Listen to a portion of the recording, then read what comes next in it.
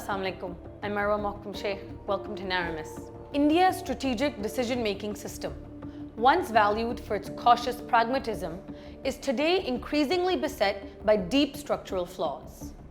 Three interrelated issues stand out: the dominance of domestic political compulsions rooted in nationalist sentiment, the centralization of authority around Prime Minister Narendra Modi and the BJP leadership, and the distortion of the information environment that denies decision makers an objective feedback loop.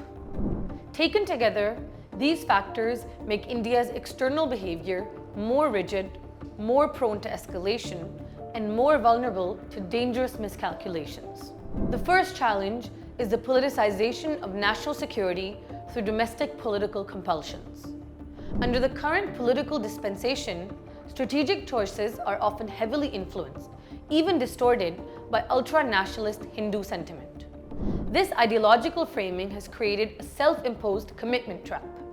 Political leaders raise the stakes through maximalist rhetoric and symbolic posturing, leaving themselves little room to retreat or recalibrate policy without appearing weak. For instance, military actions against Pakistan are often cast less in terms of calibrated deterrence than in terms of national honor or electoral mobilization. Such framing may serve short-term political needs, but it undermines the flexibility and subtlety that effective statecraft requires. When national security is instrumentalized for domestic politics, strategy risks being dictated by the emotional tenor of the electorate rather than by cold assessments of interests and capabilities. The second weakness is the over-centralization of strategic decision-making. While India has long maintained strong civilian control over the military, the present system has become highly personalized.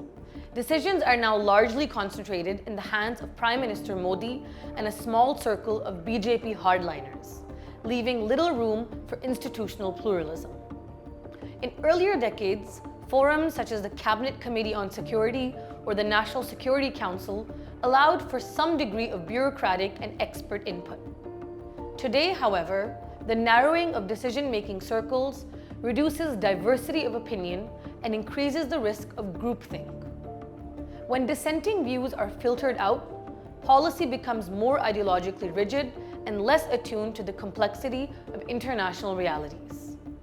The absence of institutionalized checks and balances also erodes the long-term resilience of India's strategic institutions, as they become subordinate to the political priorities of the ruling party.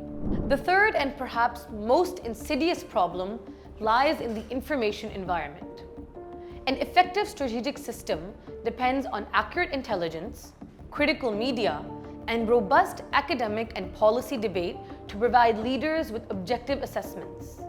Yet India's political information space has become increasingly distorted. A large segment of mainstream media amplifies official narratives rather than scrutinizing them, while independent analysis from think tanks, universities, or investigative journalists is often constrained by political pressures. Without critical feedback, policymakers risk being trapped in echo chambers that reinforce their own assumptions. This erosion of objectivity makes it harder to realistically assess adversary intentions or the costs of escalation, and it heightens the danger of miscalculation in times of crisis. The combined effect of politicization, centralization, and informational distortion is to make India's strategic decision-making system brittle.